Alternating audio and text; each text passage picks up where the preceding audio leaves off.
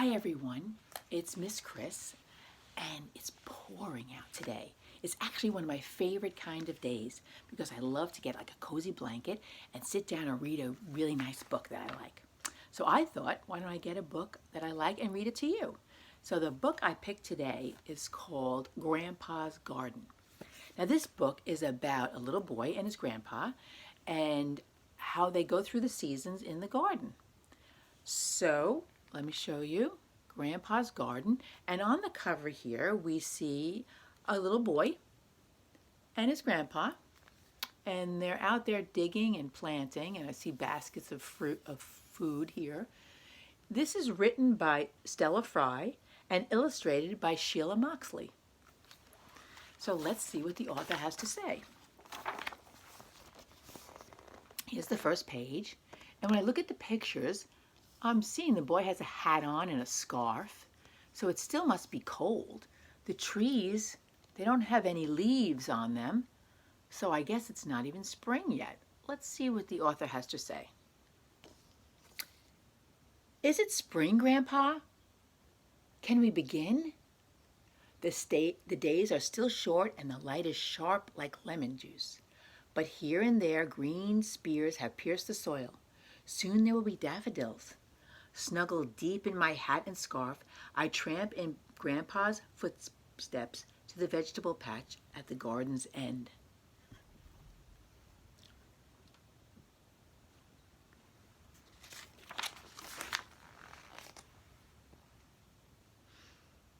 I tried to dig, but the ground's too hard. It's no use, Grandpa. Everything's dead. He chuckles and his eyes are full of summer.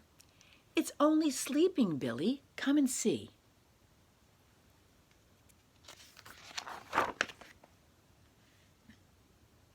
One slice of his spade and the soil turns inside out. Beetles, bugs, and wriggling worms are busy breaking up the earth. Look how hard they work, says Grandpa. Shall we help them? So we dig and dig. All that digging makes my tummy rumble. Grandpa says the soil is hungry too, waking after such a long sleep. We need to feed it or nothing will grow. So here I see a bin with a cover on it. All year long he's cooked a steaming compost heap. Nothing is wasted. Vegetable peelings, lawn clippings, even fallen leaves. And now it's rich and dark and sweet and ready to spread on our vegetable beds. And then we wait. It's hard to wait. Now look at this picture for a minute before we begin to read.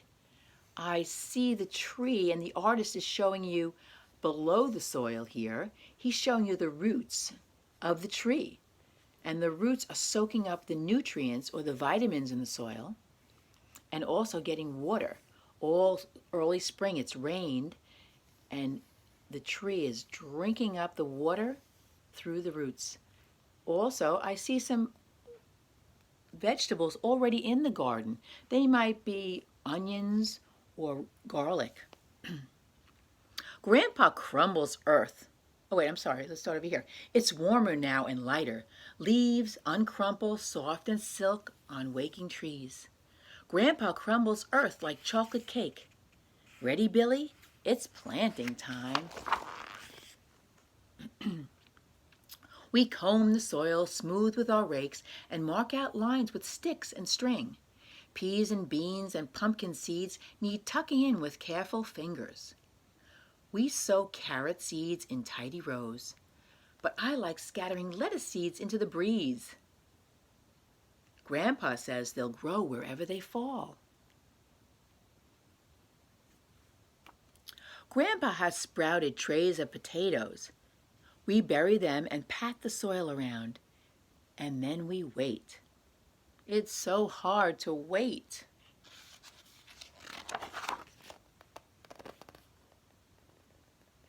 Every day I run and look, but there's nothing there. Grandpa, I wail, why is it so slow? Patience, Billy. Grandpa smiles. Good things take time, but just this once, I'll let you peep. So I see him over here. Grandpa is letting him pull one of the sprouts out of the ground to see what's happening. A teepee marks the spot where the beans we buried weeks before. In I dig, finger and thumb. A gentle tug and up one comes, complete with brand new baby roots. And look, another shoot is reaching up towards the light. There, says Grandpa, not long now. But it's still hard to wait.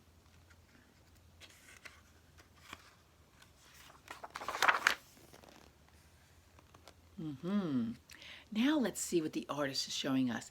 He's also showing us another view under the ground. We have carrots and turnips, and I see lettuce is coming up while the carrots are growing down and the turnips are growing down. Up sprouts the lettuce. So we are actually eating the roots when we eat carrots and turnips. Grandpa gives me a job to pass the time. Here with my watering can, I'm rainmaker, cloud shaker, sprinkling rainbows on thirsty soil. And now, as if by magic, spring bursts in and everything grows. That is fun. Looks a little upset there. Let's see what they're saying. But the plants are in danger. Look what's happened, Grandpa. Come with me. Oh no, something is stealing our garden. I spy slimy slugs and snails, caterpillars too.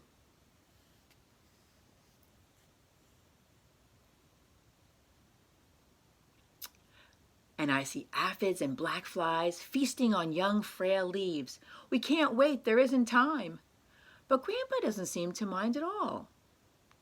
Have a look around, Billy, he says. Tell me who you see, and tell me how they help protect the garden. Be quiet, mind you.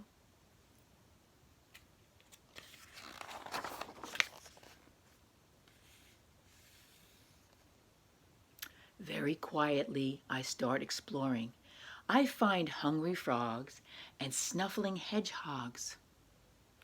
There are lazy ladybugs and gauzy hoverflies. I see busy, bright-eyed birds fly down from the trees, searching for supper. They're the best friends we could have, says Grandpa. He's right. Our friends help keep those bugs at bay.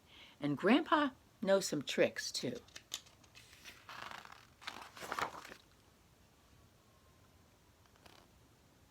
Everything's growing now in the summer sun, scrambling higher, squabbling for space. Grandpa shows me how to pull out weaker plants and greedy weeds. We squeeze some room for baby plants, tomatoes, cucumbers, and strawberries, grown in Grandpa's greenhouse. So back here is what you call a greenhouse. All the walls are made of glass so that the light comes through and keeps it nice and warm until the little tiny seedlings are big enough to plant.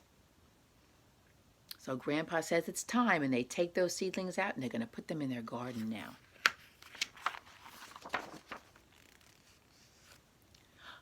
At last, it's harvest time. There's so much to do. We dig and pick.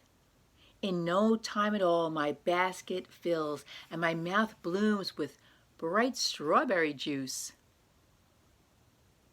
Look at the beans have gone up those wooden sticks that they had put there in a tripod formation. But when I pop a pod of peas, I find that caterpillars have gotten there before me. One for the compost, says Grandpa. We have plenty more.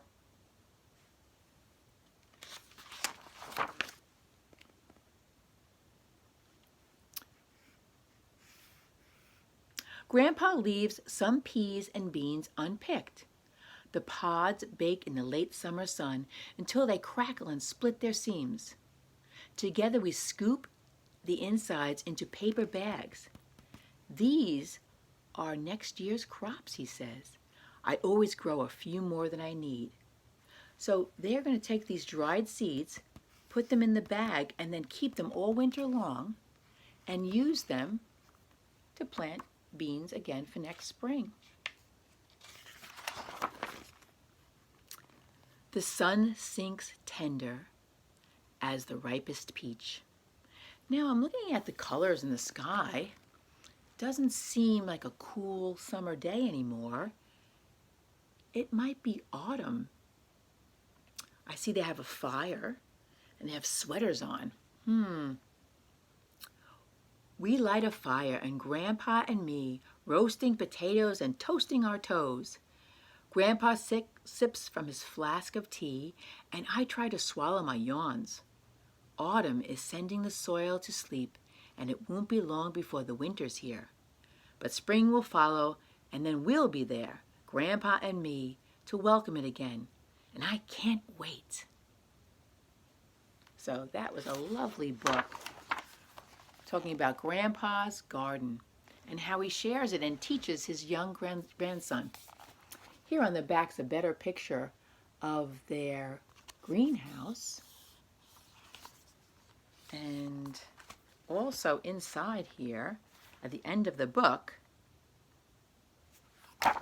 they show you a picture of their garden and how they planted it in rows. We have pumpkins and potatoes and onions and carrots, celery and strawberries. Maybe some of you have planted some of these. Tomatoes. I hope you try to plant something this spring.